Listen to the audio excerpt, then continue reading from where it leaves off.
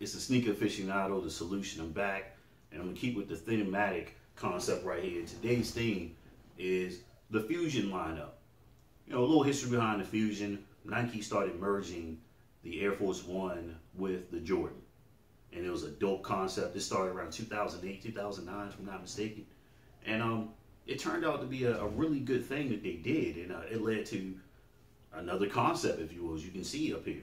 First thing we'll talk about is the first pair I copped were this pair of Fusion, which I had on this past Saturday out at San Marcos at the outlet, and the young boys were stopping me because they did not know what was going on here. They'd never seen these before because they might have been too young to realize what was going on. So you have the Air Force One sole, which is pretty much the concept they were using, the chassis, if you will, and the rest of it was a Jordan. And I'm not going to tell you which Jordans they use because I want you to figure it out. And it's not hard to tell which Jordan they used to make this one. So check that out. And there's a cool story behind these that Nike actually messed up, and the Jordan brand as well. They both going to take the hit for this, but you can see which Jordan they used. So inside of all of the first run of the Fusions is a tag that says best of both worlds, the best of both worlds.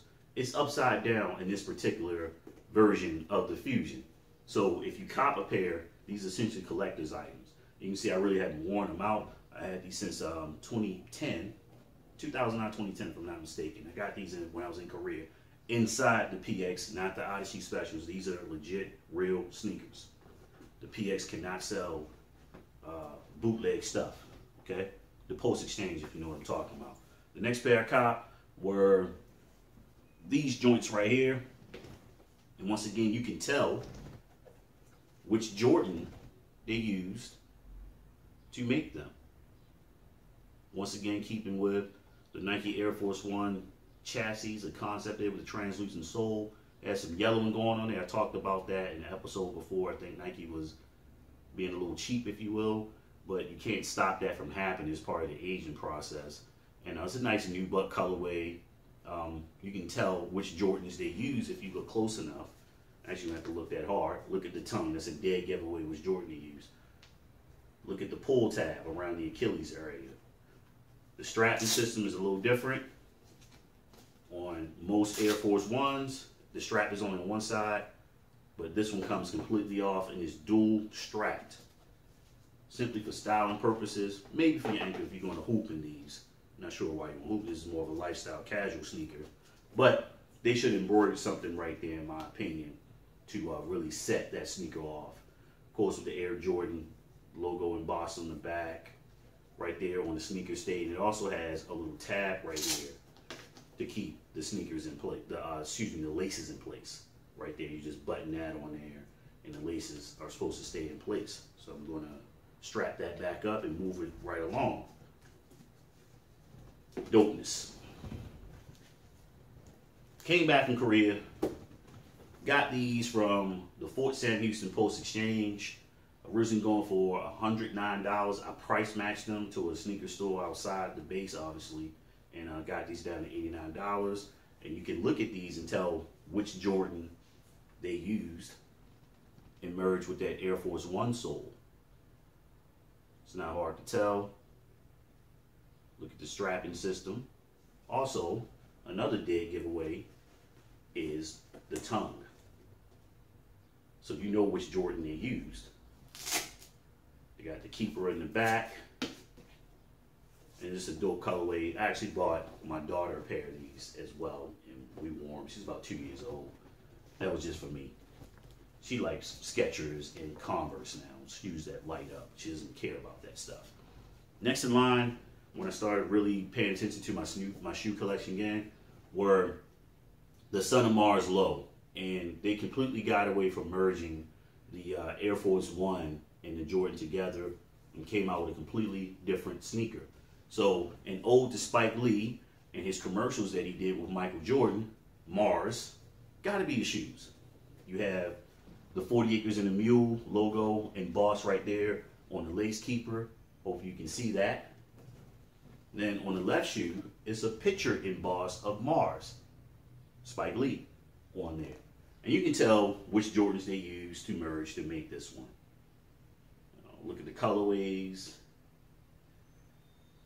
It's not hard. They use several pairs on the concept to make these. So a dope shoe, very loud, some people said, but I like it. It's a good conversational piece. Only knock on is that they crease really easy. And I upsized these because I wanted them. They were $49 at Shoe City. Shout out to Shoe City in Edgewood. Always have the deals in there. But they crease. I upsized those up to a size 10. Once Nike realized they were on to something, they started doing the Dub Zero series. And right here, you got this crazy colorway. And I actually downsized on these because these are 9.5U. So these are a little bit narrow, but they still fit for me. My feet aren't wide. Nice crazy colorway. Teal, infrared, and black. Dopeness. Got these for $49 at Foot Locker at the Northwood Shopping Center. Shout out to Tanya for correcting me on that. But yeah, got these. That store was about to close, so I came up on those. The next pair, awesome story behind this. This is Dub Zero once again. The black and gray colorway with the concrete midsole, raised midsole right here. And in the back, completely different shoe from the Fusion once again. Shout out to my homegirl Red for the awesome retirement gift. She gave me a gift card with a really nice amount on it, and I was able to drive the sneaker down a little lower with my discount and get it way under $100. So I came up with these. Appreciate it, Red. We go way back. Good lady right there. Next is a Son of Mars High. This is my second favorite sneaker of the year in this colorway right here because the young cats are calling these Frankesteins because they merged so many pairs of Jordans to make this sneaker. Look at the tongue. Look at the ankle. Look at the pull tab. Look at the midsection strap. Look at the toe box. Look at the midsole. Okay? You can tell there are several pairs of Jordans that were used to make the Son of Mars High. And this is just a fresh sneaker. It goes with a lot of stuff. I'm currently on the hunt for the Son of Mars High white and infrared colorway because they just look, you know, I love infrared. Not a big fan of white sneakers right now, but that infrared right here, it looks sick.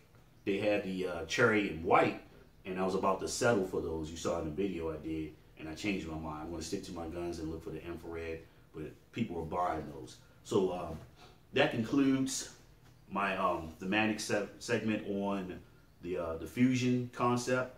If you like the themes, hit me up in the comments. Do subscribe. Continue to like. Tell people. Tell a friend. Tell a friend. Like it. Dislike it. I need the feedback. It's good stuff. I appreciate it.